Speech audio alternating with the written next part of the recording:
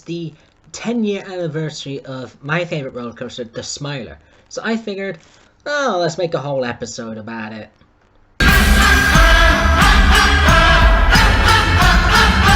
Anyway, hey, welcome to the Coaster Head. I'm L, the Coaster Head, and today I'm talking to you about the Smiler.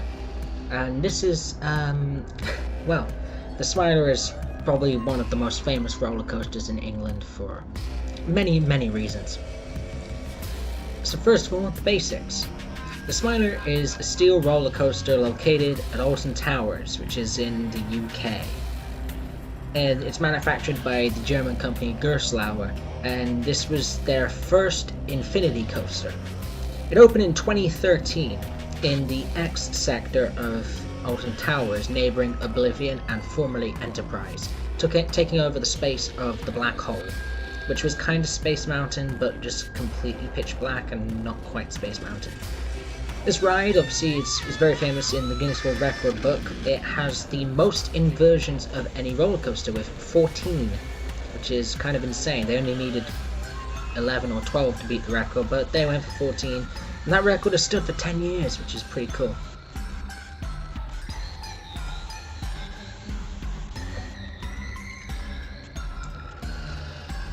So moving on, here's some numbers, some statistics for you. So, number of lift hills, 2. There are 2 chain lift systems, and one of them, the latter, is completely vertical upright. The biggest drop is 98.4 feet, which is 30 meters, and the highest speed is 52.8 miles an hour, 85 kilometers per hour. Again, not big numbers, but you're here for the 14 inversions. This ride lasts 2 hours 45 and has a height restriction of 140 centimeters. That's 4'7" inches.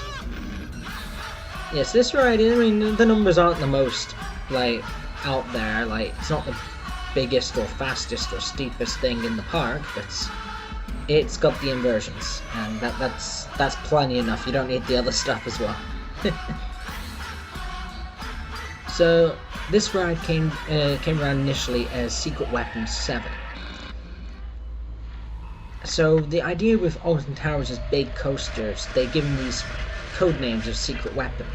Secret Weapon 1 and 2 were never to be. The third one was Nemesis, which is currently under retracking and is also one of the most popular coasters in England. Number 4 was Oblivion, the near vertical drop coaster. Number 5 was Air, which is a flying coaster.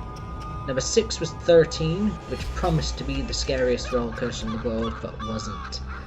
And number 7 was the Smiler. Number 8 was the Wicker Man, which was the first wooden coaster to have fire involved in it. And number 9 is what they're currently working on, so hopefully we get more on that soon. But yeah, so we're talking about Secret Weapon 7. And initially that's all we knew about the ride.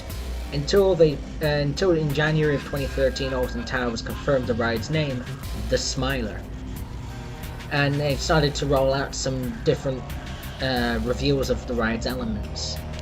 And, well, I think the first thing we need to talk about is the marketing. So to begin with, when it came out, they created their website for the ride, where you could kind of watch the countdown to when it was going to open. They released a little app game kind of thing, where you kind of ride the Smiler, but just on your phone. Their advertising in 2013, they used their Smiler logo and plastered it everywhere. They put it on billboards in London, ticket barriers at railway stations, onto buildings like the Big Ben Clock Tower, and most famously sprayed the logo onto flocks of sheep in certain areas like Leicestershire, Devon, Perthshire. So yeah, they really went out there with this one. So the name was revealed on the 21st of January, which was about 5 months or so before the ride opened. Additionally, the ride had a backstory, which was released in parts on various sites. You can find it on YouTube. If you search for Smile Always, you'll find a 4-part mock mini documentary about the kind of backstory of the ride, which is quite interesting, really. It's really well thought out. So the theming here is that the ride is set in the Ministry of Joy, which is kind of this, it's kind of like an organization set, like kind of dead set on correcting people and getting them to smile more instead of worrying, with kind of off tactics of doing such a thing. And so they created the Smiler in order to normalize anybody who goes on this thing, just make them smile. Ironically, I did not smile when I was on the ride. But, yeah, the amount of detail and thought that went into it, and this whole, like, there's this kind of, like, ominous thing going on over it, where it seems all, like, friendly and happy, but, like, there's this really, like, sinister undertones with what's going on, and that's kind of what makes the ride so good, is you get lost in its world. So, honestly, it is, like, it's really good, like, lore for that. So, initially, the ride opened on the it was going to open in March 2013, then the 23rd of May, and then there was an incident on the 17th of May, and then it finally opened on the 31st of May, which I'm going to hope I uploaded today, so it should be the 10th year anniversary. So let's run through this thing. So the Smiler centerpiece is called the Marmalizer. It's this giant, like, spider-esque machinery with, like, legs, and each of its legs are responsible for some sort of, like, effect to manipulate riders into smiling. So, like, one of it's got, like, these bright lights that just kind of blind you. Another bit's got, like, some mist that is, like, it's like sold as a laughing gas. And then, like, you've got all these different, like, you've got this hypnotic symbols and everything. So really the idea is just to destroy your brain at this point. So yeah, so what works quite well is that the coaster track intertwines with the structure. It goes through all the legs and everything, it wraps around it all. It's really immersive, and you can have up to 5 trains operating on the ride at any one time. So the numbers seem to add up to about 1,200 riders per hour if they're doing max capacity. So the interesting thing about this ride, okay, 14 inversions. So 14 inversions, let's list them all. So to begin with, you start indoors and get on the coaster. The car is a 4x4 with shoulder restraints, which trust me, you like, some people don't like shoulder restraints because they feel really restrictive. But imagine a lap bar on a vertical hill climb. No, shoulder restraints, please. So what happens is you dispatch from the station, and you hear the voice saying "Join us," which plays with the Alton Towers advert they did of getting people to kind of join this experiment of going on the Smiler. So the train immediately takes like a sharp left turn down and down into like the darkness, and then instantly into a heartline roll. So that's your first inversion, and that's before you reach the chain lift. So then you reach the chain lift and you stop for a second and you go up. I'm gonna say it's about 60 degrees upwards, maybe, like angle wise. When you reach the top, you turn right and you go down into a corkscrew. What you then have is a pair of dive loops, and then the maneuver known commonly as the Batwing, which is a reverse sidewinder followed by a regular sidewinder. And then you get yourself another corkscrew and you hit another set of brakes, where you'll be halfway there. The walls, I don't know if I'm pretty sure they don't say it anymore. You say halfway corrected on the side. I think they took the word corrected off, so it just says halfway. And then at this point, you've stopped for a couple of seconds. You kind of like regained consciousness almost, because like this thing's just like insane. And then you go up vertically to the top of this lift hill. And then you turn left and you bank into a downward corkscrew. This is followed by a sea serpent, which is 2 inversions, and a cobra roll, which is another 2 inversions, and then finally a double corkscrew, which is another 2 inversions. So just to recap all that, it's a heartline roll, corkscrew, dive loop, reverse sidewinder, sidewinder, corkscrew, corkscrew, sea serpent, cobra roll, double corkscrew, and double corkscrew. That's 14. So then after the corkscrews, you pull into the main station again, and on the wall it says process complete, and the voiceover says you belong to the Smiler. Trust me, when you get off, you do belong to the Smiler. And then you have to find your way out of this area, and it's like the way out in the queue is just like impossible to navigate through because it's so dark. You got these patterns on the wall. It's crazy. And that's the thing to note, the queue. So the queuing system mostly takes place outside in kind of a caged area underneath the ride. So you've just got this ride going over your head like constantly while you're waiting. And then you've got the music playing. The music I'm probably using as background music right now, which involves a lot of laughing. And you know, it's not too bad, except for if you're in the queue for a very long time, that's going to get annoying. And if you work at the chicken place that's opposite this ride and you hear that all day, I'm so sorry for you people. It's one of those ones where people either love the tune or hate the tune. Honestly, I hated it at first, but then it just kind of, it went in there and it stayed in there, and now I kind of like it. So obviously, the Smiler opened in 2013, and I think I can't really go without discussing the events of June 2nd, 2015, which is the reason this ride is so infamous in England. On the 2nd of June 2015, there was a serious accident in which an empty test train failed to make it through the Batwing maneuver, and the ride stopped everything so that the crash wouldn't happen. And I'll go into more detail probably in a different video, but human error occurred and they sent the trains round, and the train of people crashed into the one in front, and it was not good. There was amputations and everything. So the Smiler sat closed for a year or so. They closed other rides like Saw the ride at Thorpe Park because it's the same manufacturer. So they did a lot going on here. But yes, this ride's had a kind of a history of bad incidents. Like the first day, 17th of May, when it was post-open, it experienced a shutdown. 4th of June 2013, one of the trains stalled in the Batwing again. 10th of June 2013, another train stalled in the Batwing, but with weighted dummies this time. 21st of July, some debris fell off of the section of the track. 30th of July 2013, the ride was closed after cracks were found in the support. 2nd of November 2013, there were some minor injuries when a guide wheel detached from a chain guide as the train went up the vertical hill. And then it was all fine until 2nd of June 2015. But since then, nothing has happened. Like, it's all good now. They've installed a lot of new technology to make sure that these kind of human errors can't happen again.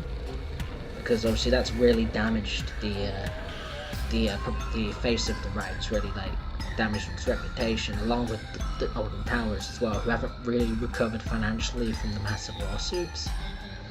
But yeah, so like, you're gonna get that out the way. We're gonna discuss that. But yeah, obviously that was a long time ago, and the ride's been good for 7 years of operation now without any incidents. You get the common breakdowns and the common, something's happened, we need to stop all the cars, and the system does its job and stops the cars. So like, there hasn't been any incidents. There's been breakdowns, but no incidents. Although whenever the cars stop, the press instantly say, "Oh, the Smiler broke again, let's take it down." But yeah, obviously it was bad to happen, but that was a long time ago, and it's been pretty good since. So yeah, so like, sometimes people always like discuss whether it's going to reopen or not, and I think it reopened in 2016, maybe 17 season, I'm not sure. But it's been open since, and obviously it's open again this season for its 10th anniversary. We've got the Smiler takeover in the park, which is quite cool. So yeah, this is one of those rides that's kind of had an unfortunate history because it is really good. And since the big incident in 2015, they've kind of scrubbed the lore a bit and got rid of any sort of links to the word correction, because you know, with the amputations and everything, is like they didn't want to associate that was the correction, so you know, they had to make changes. So it's not quite so lore heavy. A lot more is kind of hidden away. But you know, the ride's still open, and I'm honestly really happy for that. Otherwise, I would never have gone on it, because I only got on it in November 2022. So definitely planning on going on again soon, though. Yeah, the Smiler is like, it's still really significant. It's still the record holder for inversions. It's always going to be Gerstlauer's first Infinity coaster, and it's like, it's just, it's one of those rides that just is there in Alton Towers. It's like you want to go to it straight away because it's one of the best rides. So that's kind of the whole thing on the Smiler. To circling back to the kind of story. So the year before the ride opened, Alton Towers Scarefest, they opened this kind of scare maze called the Sanctuary, which was kind of the predecessor to this ride. And it kind of introduced you to the Ministry of Joy, which was supposedly created about 50 years ago. Came up, that's when they came up with the concept of normalization. And this guy, Dr. Kelman, who kind of runs the project, did all these different experiments on people to try and increase like social satisfaction, but the methods led to the subjects kind of being all disfigured and kind of broken, so they kind of just got caged away in the sanctuary, which is where the scare maze comes in. It's dealing with all the messed up subjects who have been kind of ruined by the process. So eventually, like, the next year they came up with this new idea, and Dr. Kelman, his team, they kind of went to this patient called Miles Cedars. This is where you get into the Smile Always mini-series on YouTube, and they kind of like halfway normalized Miles, and he started spreading the ideology of the Ministry of Joy to others with a book, and then they kept running tests on more people, trying to do the same thing that the Sanctuary was doing, but better. So that's kind of the story of it. So then they came up with this whole idea of the Smiler to try and to kind of like do their tests, but en masse with loads of people. Once they came up with this kind of twisted ride, and it is very twisted. Like it's very dense and packed in one space. So it's interesting to look at, really, from a distance, just to see all this track all mixed with each other, trying to follow what goes where. It's really quite something. Especially when, like, opposite you've got Oblivion, which is kind of a really, like, it's a really basic track. Like, it goes up, curves around, goes straight down, comes out the other side, comes back to the station. It's very different. And like, even the other rides, like Air, were quite spaced out. Nemesis, if I remember correctly, was a little twisted, but still relatively spacious compared to this. And because Alton Towers has to keep all of their rides below tree level, hence why Oblivion's like 115 feet below ground. The Smiler's kind of dug out a little underneath as well, so it's to make sure it stays below the trees. So it's always quite interesting to see how Alton Towers build their rides, because like they have to adhere to these really stupid rules. But yeah, that's pretty much the whole shebang on the Smiler. I would definitely recommend, if you're in England, to go on it. I've been on it; it's great. It's like also one of the best coaster experiences I've had. I was up on the front row on the right-hand side. The interesting thing about these cars is like, the cars are wider than the track is, so the middle two seats are firmly above the track, and the two edge seats are slightly out to the sides, which is a really weird experience, but you know, it's not too bad. But yeah, I've really enjoyed it, so I would definitely recommend it. And of course, happy 10th anniversary to the Smiler. Hopefully, you know, they keep going, and you know, smile, always.